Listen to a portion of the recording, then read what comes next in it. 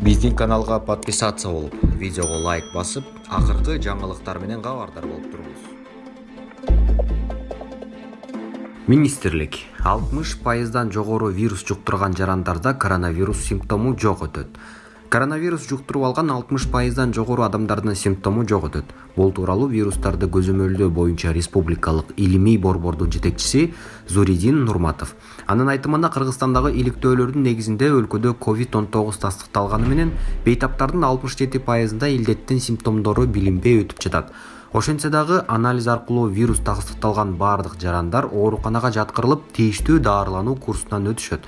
Симптому билинбей өтүп жаткан бейтаптар өздөрү оорубаганы менен башкаларга жугузушу мүмкүн. Бул абдан кооптуу. Мындан улам элдин арасында анализ аркылуу тастыкталбаганы менен COVID-19 вирусун алып жүргөндөр бар деп айтууга болот, деди Нурматов. Булак элдик медиа. Өзбекстандагы суу ташкындан 70 миңдей адам эвакуацияланды.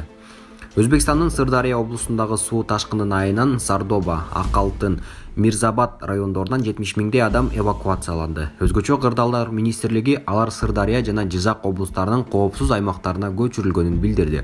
Саламаттык сактоо министрлиги апаатта жалпысынан 17.300 киши жарааталганын, алардын 56-сы ооруканага жаткырылганын маалымдады. Сардоба суу сактагычы 1-майда эртең менен саат 6-га жакын жырылып, жакын жердеги айыл кыштактарды суу каптай баштаган. Суунун агымы ошол күнү кечке жуук токтогон. Кырсык болгон күнү мамлекет башчы Шавкат Мирзиёев тик учакта барып абалды көрдү. Бийлик апаатка күчтүү жамгыр жана шамал себеп болгонун билдирди. Суу сактагычтын жана бөлүгүнө зыян келгени жөнүндө маалымат жок. Интернетке айылдарды, жолдорду суу каптаганы тартылган видеолор, сүрөттөр тарады. Булак Ринг KG. Испанияда коронавирустан 25 миңден ашуун киши көз жумду. Испаниянын саламаттык сактоо министрлиги 2-майга карата акыркы суткада 276 адам коронавирустан каза болгонун кабарлады. Пайыз гезитинин маалыматына караганда, бир жумадан бери оорудан көз жумгандардын саны азаюуда. 1-майга карата илдеттен 281 адам өлгөн. Акыркы суткада 1147 адам коронавирус жуктуруп алганы аныкталды. Жалпысынан өлкөдө коронавирус илдетинен 25.100 адам көз жумуп, ооруга чалдыккандардын саны 216.582 адамга жетти. Испанияда карантиндин жарыяланган 48 күндөн кийин тургундарга ачык асман алдында спорт менен жалгыздап машыгууга уруксат берилди. Мындан тышкары белгилүү бир убакытта балдар менен сыртта сейилдөөгө да болот. Булак Ринг KG.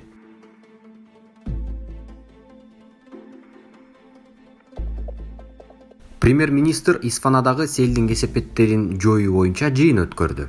Кыргыз Республикасынын премьер-министри Мухаммедкалый Абылгазиев Баткен облусунун Исфана шаарында жүргөн селдин кесепеттерин жоюуга байланыштуу маселени талкуулаган жыйын өткөрдү. Кыргыз Республикасынын өзгөчө кырдаалдар министри Замирбек Аскаров нөшөрлөгөн жамгырдан улам сел жүрүп, анын кесепетинен административдик мекемелерди жана турак жайларды суу каптаганын маалымдады. Жерине өзгөчө кырдаалдар министринин орун басары Равшан Рыспаев жетектеген өзгөчө кырдаалдар министрлигинин ыкчам тобу кетти. Учурда селдин кесепеттерин жоюу жана келтирилген материалдык чыгымдардын көлөмүн аныктоо боюнча иштер жүрүүдө. Электр энергиясын берүү калыбына келтирилди. Өкмөт башчы бардык мүмкүн болуучу кооптуу аймактарды алдын алуу боюнча иш-чараларды өз убагында жүргүзүү боюнча бир катар тапшырмаларды берди. Кыска мөөнөттүн ичинде селдин кесепеттерин жоюу жана өзгөчө кырдаалдардын алдын алуу боюнча комплекстүү иш-чараларды ишке ашыруу зарыл. Биринчи кезекте өзгөчө кырдаалдардын келип чыгуу тобокелдиги бар жерлердеги адамдардын коопсуздугун камсыздоо керек. Турак жайды камсыздандыруу керектиги тууралуу калк арасында түшүндүрүү иштерин жүргүзүү маанилүү. Бул табигый кырсыктардын кесепетинен жабыркаган үйлөрдү калыбына келтирүүдө маселелерди чечүүгө шарт түзөт деп белгиледи Мухаммедкалый Абылгазиев. Булак элдик медиа.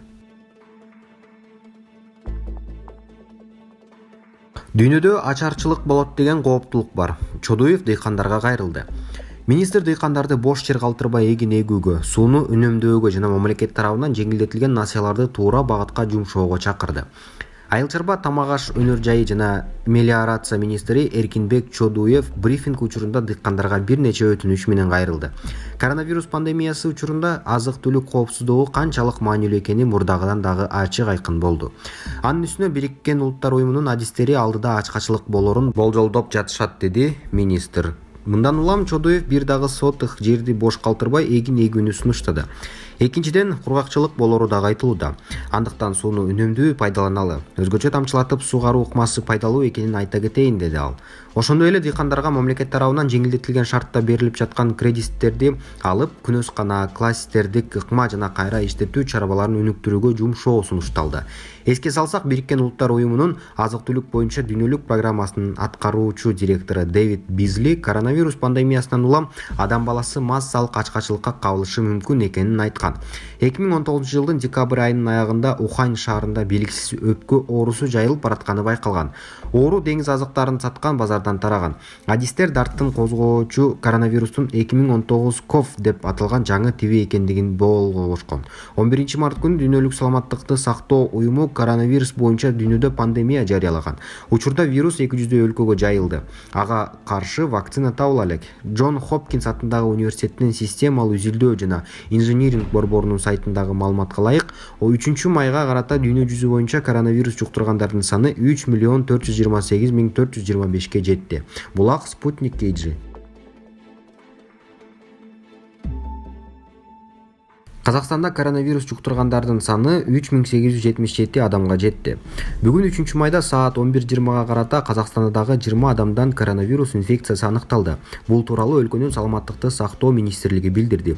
Жаңы учурлар Нур-Султан шаарында 4, Актөбө 6, Алматы 4, Кызыл Ордо 4, Мангистау 1 жана Атырау 1 облустарында катталды.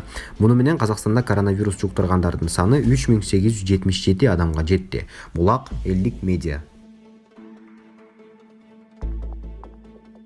Бишкекте каза болгон дарыгер коронавирусту кантип жугузуп алганы айтылды. Бүгүнкү күндө өлкөдө 207 медик COVID-19 жуктуруп алган. Алардын ичинен 139 айыгып ооруканадан чыгарылды. Коронавирустун айынан көз жумган Бишкектеги номер 3 үй бүлөлүк медицина борборунун дарыгери Жүзүмкан Көкүмбаева ооруну кесиптешинен жуктуруп алган. Бул туурасында республикалык штабтан билдиришти. Маалыматка караганда, ал өзү иштеген бейтапкананын ага чейин коронавирус жугузуп алган медицина кызматкери менен байланышта болгон. Ал эми республикалык инфекциялык оорукананын директору Гүлжигит Алиев дарыгер 24 апрелде ооруканага түшкөнүн билдирген. Анын өнөкөт оорулары да болгон: кант диабети, гипертония, жүрөк оору. Дарыгер Жүзүмкан Көкүмбаева Бишкектеги номер 5 жана номер 3 үй бүлөлүк медицина борборунда 30 жылдан ашуун эмгектенген. Ал 58 жаш курагында дүйнө салды. Өкмөттүн коронавирустан жабыркаган медиктерге төлөмдөрдүн тартиби тууралуу чечимине ылайык, дарыгердин үй бүлөсүнө 1 миллион сом өлчөмүндө компенсация төлөнөт. Бүгүнкү күндө өлкөдө 207 медик COVID-19 жугузуп алган. Алардын 139-у айыгып чыкты. Булак Спутник KG. Министрлик коронавирус май айынын аягында токтойт деп күтүлүүдө. Кыргызстанда коронавирус эң көп катталган учурлар 11-ден 21 апрелге туш келди. Бул тууралуу бүгүн 3 майда онлайн маалымат жыйынында вирустарды көзөмөлдөө боюнча республикалык илимий борбордун жетекчиси Зуридин Нурматов билдирди. Нурматовго Кыргызстанда коронавирус эпидемиясынын чегине жетүү боюнча божомолдор тууралуу суроо берилди. Республикада COVID-19 илдетинин эң жогорку катталган божомолу 20-24 апрель деп айтылган, бирок 11-20 апрелге чейин болду. Бул карантиндин өзгөчө абалдын өз убагында киргизилиши санитардык эрежелерди аткаруусу менен байланыштуу, деди ал. Анын айтымында Кыргызстанда май айынын аягында коронавирус инфекциясынын жайылуусу токтойт деген божомол бар. Жалпысынан алып караганда оору башталгандан бери 5-жумадан тарта оору жуктуруу ылдыйга кетип жатат. Акыркы 6 күндү карай турган болсок, 96 жаңы учур катталды. Бул мурунку жумага 146 караганда бир кыйла төмөн. Акыркы жуманын 5 күнүндө 87 учур катталды. Биздин божомол боюнча майдын акырына барып бул оорунун күндө катталуусу токтоп калат. Ушул оору майдын акырында токтойт деген божомолубуз бар, деди Зуридин Нурматов. Булак элдик медиа. Лейлекте сел жүрүп, авто унаалар акты. 2 май күнү саат 18:30 чамасында алдын ала алынган маалыматка ылайык Баткен облусунун Лейлек районундагы Исфана шаарында жаап өткөн мөндүрдүн кесепетинен Восточный көчөсүндө жайгашкан турак үйлөрдүн короолорун суу каптап жаткандыгы тууралуу маалымат түшкөн. Жерине саат 17:00 өзгөчө кырдаалдар министрлигинин Лейлек райондук бөлүмүнүн 3 кызматкери барган. Министр Замирбек Аскаровдун тапшырмасы менен Лейлек районуна министрдин орун басары Равшан Рыспаев жетектеген ыкчам топ да барган. Министр абалды жеке көзөмөлүнө алды. Эскерте кетсек, буга чейин өзгөчө кырдаалдар министри Замирбек Аскаров өзгөчө кырдаалдар министрлигинин негизги милдети болгон жаратылыш кырсыктарынын алдын алуу жумуштарын токтоосуз түрдө жүргүзүлүүгө тийиш экендиги тиешелүү жетекчилерге эскерткен. Ал эми Кыргыз Гидромет сел жүрүү коркунучу тууралуу шашылыш билдирүү тараткан. Булак факт KG. Эл өкүлүнө какшы каралаш жооп берген өкмөт башчысынын катчысына чара көрүлөт. Өкмөт башчы Мухаммедкалай Абылгазиевдин басма сөз катчысы Адилет Султаналиевге дисциплинардык чара көрүлөт. Бул тууралуу ал өзү Фейсбуктагы баракчасына жазды. Маалыматта басма сөз кызматкери Султаналиевдин депутат Каныбек Иманалиевдин билдирүүсүнө карата айткан пикири ылайыксыз форманы камтыйт жана өкмөттүн позициясын толук чагылдырбайт. Эске салсак, 30 апрель күнү Жогорку Кеңештин эл өкүлү Каныбек Иманалиев парламенттин жыйынында өкмөттүн өзгөчө абал режиминде ишмердүүлүктү жандантуу тууралуу токтомдун айрым пункттары казак өкмөтүнүн токтомунан көчүрүлүп алынганын айткан. Жыйында депутат Кыргызстанда химиялык өндүрүш, машина куруу, прибор жасоо барбы? Анда атомдук куралдарды, космостук өндүрүштү чыгарууга 1-майдан тартуу уруксат беребиз деп да жазып койгула. Казакстандан көчүрүп алганыңарды жашырбайсыңарбы деген эле. Буга премьер-министрдин басма сөз катчысы Адилет Султаналиев мындай объекттер алардын өндүрүштүк ишмердүүлүгү Нарын дарыясындагы мифтик крокодилдер эмес, алар чындыгында бар жана иштешет. Жарандарды жумуш, айлык менен камсыз кылышат деп жооп берген. Өкмөт башчынын маалыматтык бөлүмү ченемдик укуктук актыларды иштеп чыгууда коңшу өлкөлөрдүн документтерин колдонору тууралуу маалымат чындыкка дал келбей тургандыгын, тексттердеги каталар телефондогу же компьютердеги автоматтык котормонун кемчилдиги болуп саналарын кошумчалаган. Ал эми кечээ тагыраагы 2-май күнү Жогорку Кеңештин басма сөз кызматкери Ибраим Нуракын уулу өкмөт башчынын катчысынын маалыматтары боюнча өз оюн Facebook баракчасы аркылуу билдирген. Кечээ күнү өкмөт башчыбыздын маалымат катчысынын жасаган билдирүүсүндө Жогорку Кеңештин депутаты Каныбек Иманалиевди кемсинткен сөздөрдөн кошулуп кетиши өкүнүчтүү. Нарын дарыясындагы крокодил деген мүнөздөмө эл өкүлү менен өкмөттүн ортосундагы азыркы дискуссияга эч кандай байланышы жок. Депутат 30 апрелдеги жыйында өкмөттөн өзү даярдаган токтом долбоорундагы айрым бир кемчиликтерге көңүл бурууну талап кылган. Өкмөттү түздөн түз бекиткен бийлик бутагы катары эл өкүлдөрү ар дайым бул сыяктуу сындарды айтып келген жана мындан кийин да айта бермекчи. Жогорку Кеңештин депутатына премьер-министр токтомдо айтылган тармактардын тизмесин тактап беребиз деп жыйын учурунда сылык гана формада жооп берген эле. Бирок эртеси күнү өкмөт башчынын расмий өкүлү тарабынан депутатты эл өкүлүн келекөөлөөгө жол берилгени биз үчүн түшүнүксүз.